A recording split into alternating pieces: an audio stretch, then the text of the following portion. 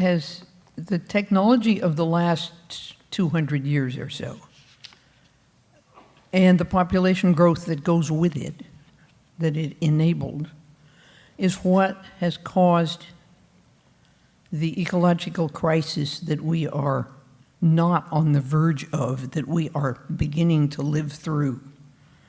We got to stop pretending that it's going to happen. It's happening. Call it global warming or all those silly names, you know, but anyway. Okay, we have done a lot of damage, and we're beginning to see what the price is.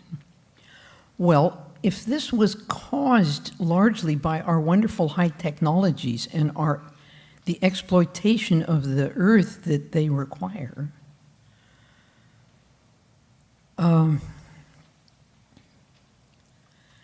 then are we going to call upon the technology to fix it?